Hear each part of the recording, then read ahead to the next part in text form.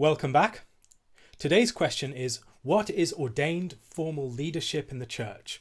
How do you understand the New Testament's episkopoi and diakonoi? What is the connection between these offices, roles and functions in both preaching and liturgy and worship? At the outset, we should probably make clear that if we look through the New Testament, I do not believe that there is a clear indication of a single pattern of church government. Rather, what we see is the prudential establishment of church government according to certain underlying principles, but not a set pattern that must apply in all times and places. The principles are there in different respects, but when it actually comes to the specific form that we must practice, we're left first of all to hypothesize about the exact form of the New Testament church's government, and also to think prudentially about our specific situation and what form of government is most appropriate for that. So I don't believe that there is a single form of church government that is explicitly authorized and others are ruled out of bounds. There are certain forms of church government that are out of bounds, certain forms of church government that are inappropriate, that are contrary to the fundamental principles of the church in the New Testament, but there are many others that fit within that orbit. So I think you could have an episcopal form of government, you could have a Presbyterian form of government, you could have a number of different forms of government that broadly fall within the bounds of a New Testament ecclesiology. And so that is largely down to matters of prudence. That doesn't mean that there aren't better and worse forms of church government, but it just means that there is a bit more latitude, and these things are largely a matter of wisdom and considering the context within which we are operating and what would operate best within that particular situation. When we're talking about the different offices, people talk a lot about deacons in terms of a distinct office within the church that's particularly organized towards the works of mercy and the ministration to the poor, that sort of thing, and it's connected with a particular understanding of what ministry means within the New Testament more generally. An understanding that I think, according to John N. Collins's book, is diakonia is a very helpful challenge to that particular understanding of service. That service is not primarily a service that is attending to the needs of the poor, that is serving the community, these sorts of images that tend to dominate our understanding of diaconal service. Rather, the deacon, or probably best, the minister, is the one who is sent by another as an ambassador, an emissary, someone who represents that other party in different respects. And so I think what we would have within the early church is a form of government that largely grew out of the organic structures of the society itself.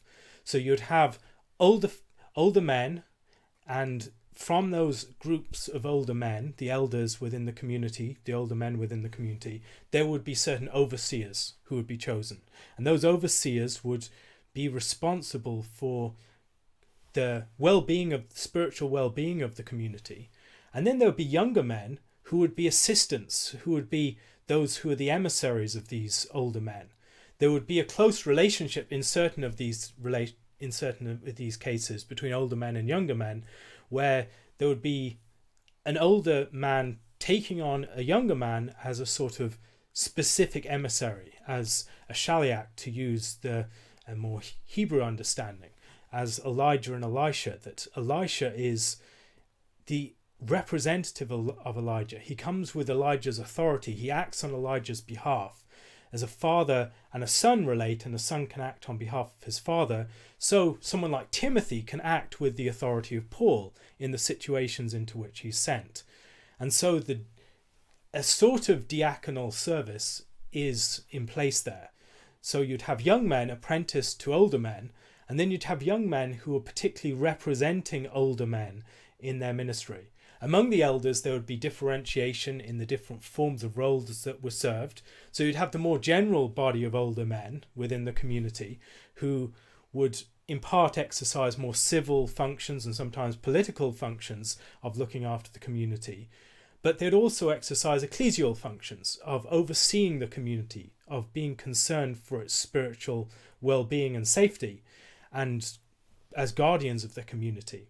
And then among that group, there'll be those who are specifically appointed to the task of overseers. So not all elders are overseers, but all overseers are elders. Those elders would be generally over 50, generally about 60 or more in years in age, and they would have younger men that would act on their behalf, that would represent their authority and act with that authority within the situation that they were placed. And so you have different forms of office that arise fairly organically from the structures of a community.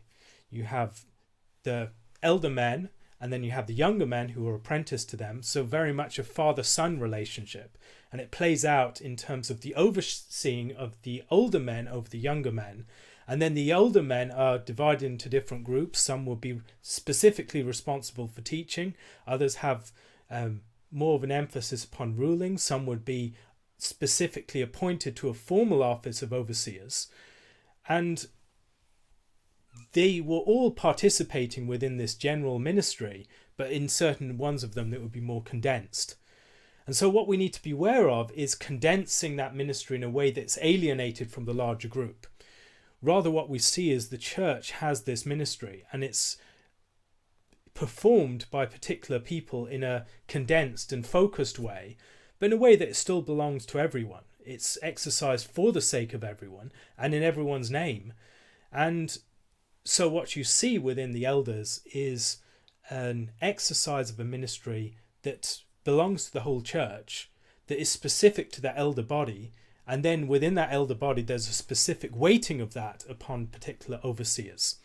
And others within that body of elders will exercise other more concentrated tasks.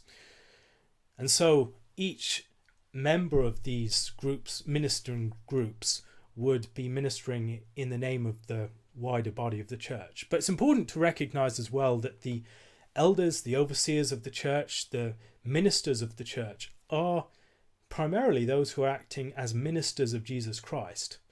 They're not just democratically appointed representatives of the church.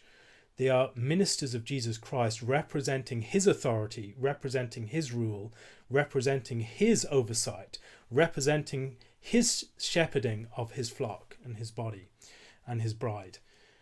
And so that relationship needs to be maintained with a certain priority, that it's not just that these people are acting on behalf of the body of the church, although they do that in a certain respect.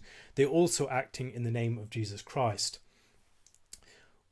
What more can we say about them? I think that there would be these relationships would be ones that would be focused within particular areas of the church's life. Now, we've often concentrated the work of the church upon these official ministers, these formal leaders. And the point of the formal leaders is to maintain the fundamental structure, the foundation, the backbone of the church. But most of the church's life occurs outside of the immediate work of formal leadership. And so the formal leadership of the church can be responsible for setting the pattern, for setting the fundamental teaching of the church. But most of the church's work is not actually teaching, it's living out. Most of the church's work is not performed by these formal teachers. It's not performed by these formal offices of rule and governing and overseeing. It's performed in the more practical work of living out the life of a family of God, the household of God. And the more that we focused upon the ministry as a sort of sanctifying or sacralizing ministry for the rest of the church, and the rest of the church being seen as some sort of secondary entity that is not really the church in the same sense, we've lost something central to the New Testament. The work of the elders, the work of the overseers, is for the sake of the flock. The centre of gravity of the church does not lie in the pastoral ministry or the ministry of elders. It lies in the life of the body of the church. And yet within the way that our churches operate, that just does not seem to be the case. the centre of gravity of the church functions as what happens on a Sunday morning and what happens up front on a Sunday morning. And so there's very little life that occurs outside of that. And it's one of the reasons why we have all the conflicts that we do about women in ministry. Because when you focus so much upon the formal ministries of the church, the official ministries of the church, those sorts of ministries that are very much concerned with the form and the structure and the institution, what you lose are the sorts of ministries in which women are most prominently active. And so if we're going to recover a sense of the importance of women in the life of the church, we need to reconsider the way that the centre of gravity of the church is situated. It's not situated within those particular ministries, the ministries of elders and the ministries of pastors. Those ministries are crucial for the upbuilding of the church. They represent the head to the body in very powerful ways and enable the body to be built up as it ministers in love. But that is not where the primary work of the church occurs. Rather, it occurs within the general action of the body. And so we need to place a lot more emphasis upon that. The relationship between these offices, roles and functions and preaching and liturgy is in many respects a matter of prudence, because these ministries exercise a particular symbolic weight and importance, and they perform particular purposes within the life of the church. They're there to guard the body of the church. They're there to give structure and order and foundation and strength to the order of the church. But there's a great deal of room for prudence in the way that you actually work this out. So, for instance, could someone who's in a diaconal position, or a young man who's apprenticed to the elders, can they deliver a message under the guidance and the authorization of the elders? I think that is something that many churches might consider it appropriate to do. Other churches, maybe not. This is a matter of prudence again. It really depends upon what these roles are conceived of within a specific context, how they are conceived of in a particular context, and the particular symbolic weight that they have come to bear, and the way that things are distributed in terms of the symbolic significance, etc., between these various positions. And so there are different ways in which these things can play out. The focus of these ministries upon sacramental liturgy, upon the ministry of the administration of the sacraments and the supper, I think has been unfortunate, because their primary purpose is in relationship to the wider body. It's in the representation of Christ's authority and rule, his oversight, his shepherding towards that wider body of the church. Now that allows for a lot of prudence in the way that we actually work out the relationship to the sacraments. Is the administration of baptism appropriate when it's performed by a layperson? I believe it can be performed by a layperson. I don't believe that's the most ideal way to perform it. I don't think it's the proper way to perform it where you do have someone in a more official, formal position that could be able to perform it. But yes, it is legitimate. And so I think we need to beware of alienating the ministry from the broader body of the church, failing to recognise that this ministry is in large part exercised in their name.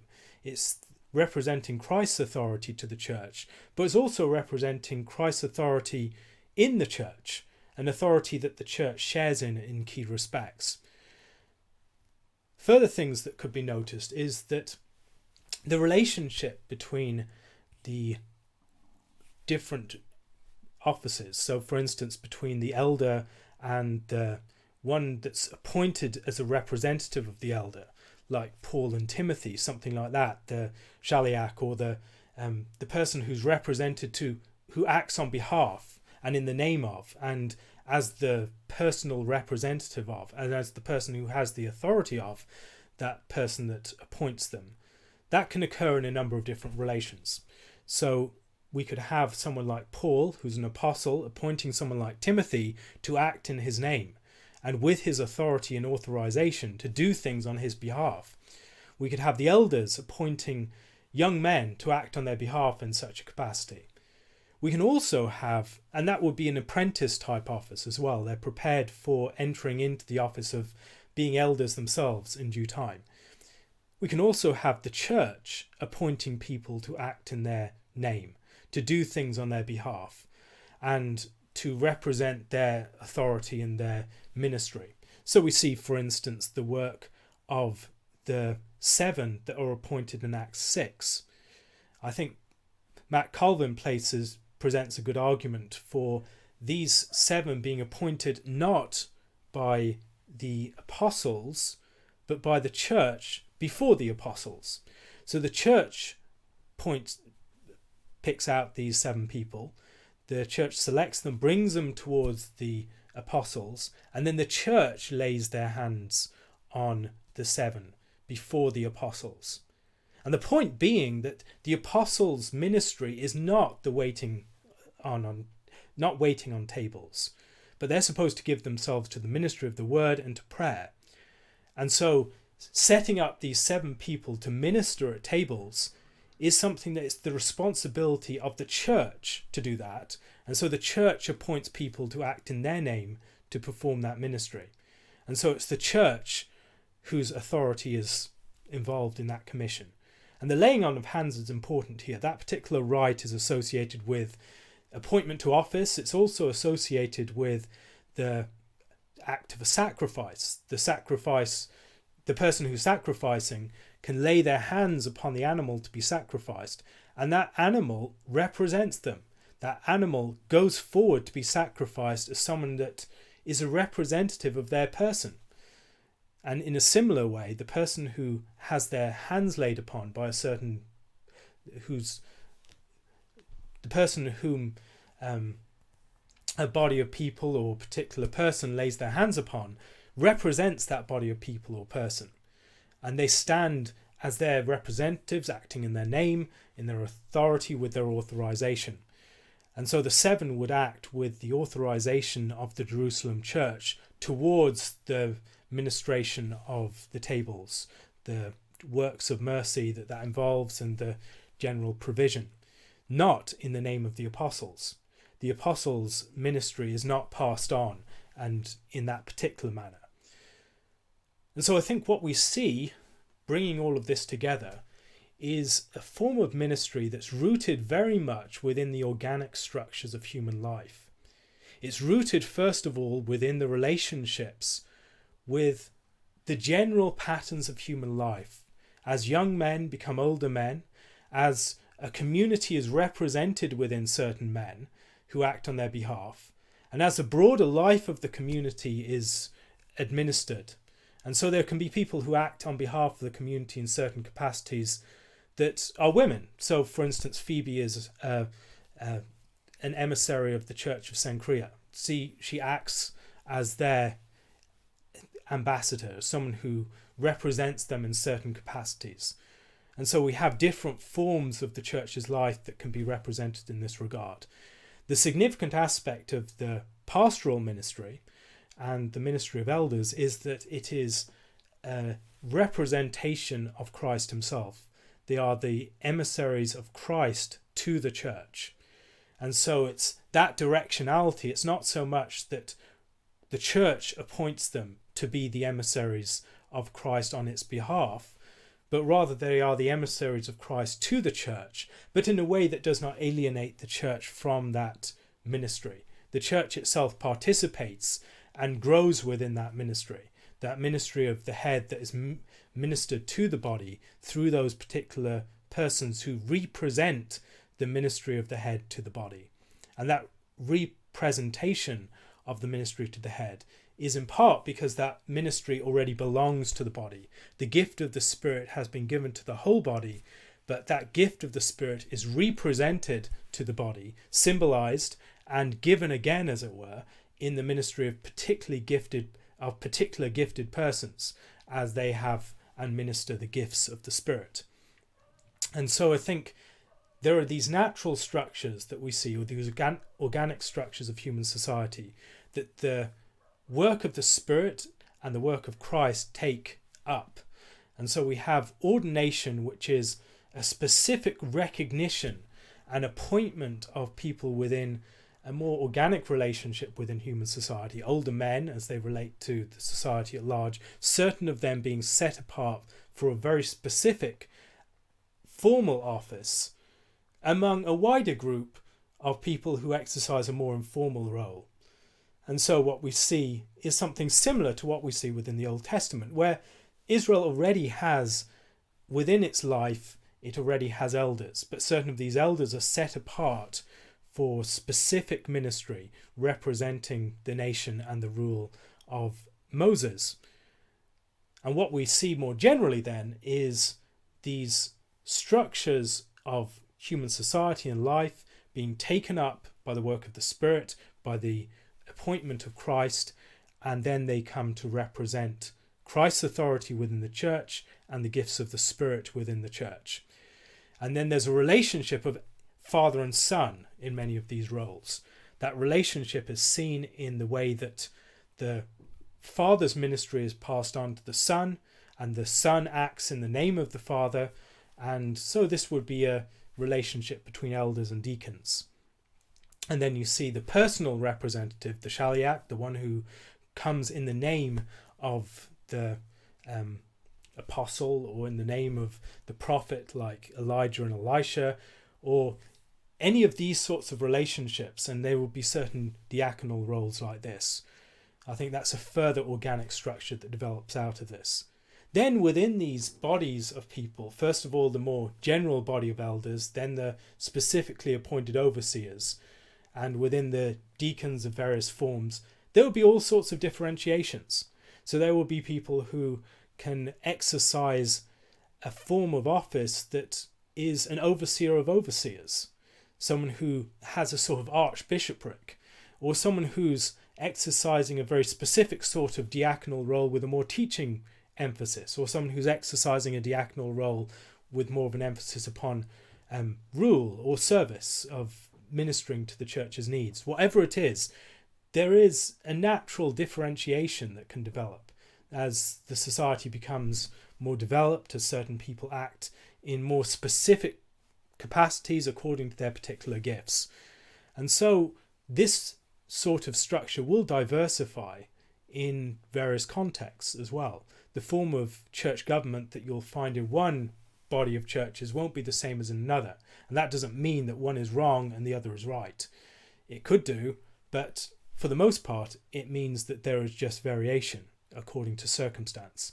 But what it does push against is the sort of abstract system of the abstract organization, the managerial structure that many people set up within the church, or the clerical structure that opposes the ministries of the church to the life of its people more generally. There should be a deep relationship between the two, and the ministries of elders and deacons and others like that should be something that feeds into the area where the central gravity of the church rests, which is in the life of the body more generally. More things that could be said about this as it relates to, for instance, male and female within the church. What I'm talking about here is very much about the work of men within the church, and that's association between men and ordination. There are many people that will talk about certain forms of commissioning for women in particular roles, but ordination is something that gets focused upon male ministers. Now I think it's not accidental that this is the case. The role of ministers is particularly concerned with the structure, the order, the governing of the church. It's concerned with the institutional, the structure, in a way that is not so concerned with the fleshing out of the church. It's concerned with the basic structure. And that forming of the church is a ministry that concentrates, as forming more generally does in Scripture, upon the work of men. The work of men is the ministry, is primarily a work of formation. And so what we see within Genesis 1-2 already is a connection between the forming work of the forming work of God on the first 3 days of creation, forming, ordering, dividing, taming, naming, structuring, all these sorts of things. And then the work of Adam. Adam is set in the world to order, to structure, to divide, to establish the law, to lay the foundations, to maintain the boundaries. And that is a specific ministry that is given to him. He is set as priest within the garden. He is the one that's given the rule concerning the tree, all these sorts of things. And when Eve is created, she is not given that command directly. She is not given the same commission as Adam is given. Rather, she's given a different emphasis to her calling. And so the structuring and the ordination, the institutional order of the church is something that is primarily resting upon the shoulders of men.